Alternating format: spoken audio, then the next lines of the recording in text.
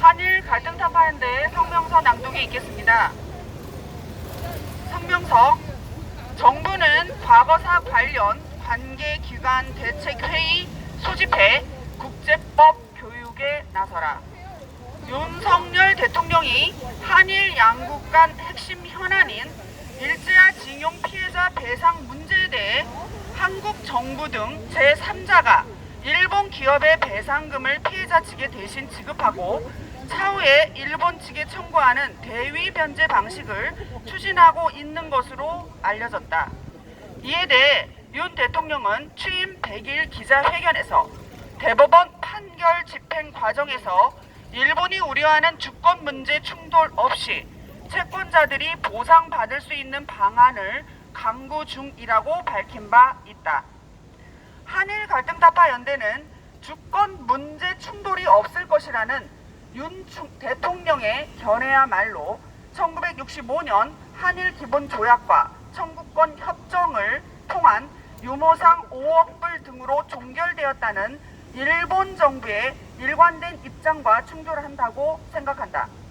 윤 대통령은 국내법인 대법 판결을 집행하는 방식에 집중하고 있지만 일본 정부는 국제법으로 맺은 양국 관계를 중요시하고 있기 때문이다. 대한민국 헌법은 국제평화주의를 기반으로 국제법 존중에 대한 입장을 명백히 하고 있다. 그 구체적 규정이 바로 헌법 제6조 제1항으로 헌법에 의해 체결 공포된 조약과 일반적으로 승인된 국제법규는 국내법과 같은 효력을 가진다고 규정하고 있다. 따라서 과거사에 대한 우리 헌법 정신과 일본 정부의 입장에는 하등 문제가 발생하지 않는다.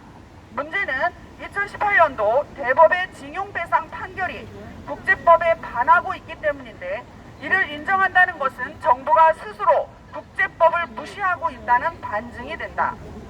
징용기업 현금화에 대한 대법의 최종 결론을 앞둔 가운데 관련 배후 세력들의 공세가 노골화되고 있다. 이들은 청구권 자금을 피해자들에게 나눠준 박정희 노무현 정부의 보상을 모르쇠한 채 일본의 공식 사죄와 법적 배상이라는 요구를 천편일률적으로 되풀이한다.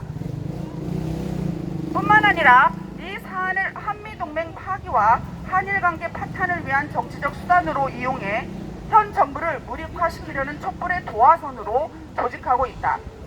그럼에도 정부는 민간협의 및 각계각층의 의견을 수렴한다는 이들의 전횡에 손을 놓고 있는 듯하다. 지난 17일 한타련은 2019년 일본이 중재위원회를 통한 문제 해결을 한국에 제안했으나 문재인 정부의 거부로 성사되지 못한 것을 되살리는 것이 국제법적으로 실효적 대안이라고 보고 법무부에 질의했다. 이에 대해 법무부 국제분쟁대응과에서는 한일 청구권 협정에 따른 중재위원회 회부 관련 사안의 소관 부처는 외교부라고 답했다. 한타란이 그동안 일제하 과거사 문제 해결을 위한 활동 과정에서 확인했듯 정부의 각 부처는 지난 정권처럼 과거사 문제에 대해 무책임하게 서로 떠넘기기만 할 뿐이다. 따라서 한일 관계 개선을 추진 중인 새로운 정부의 정책 기조에 따라 각 부처가 유기적으로 작동하지 않아 대책이 시급하다 하겠다.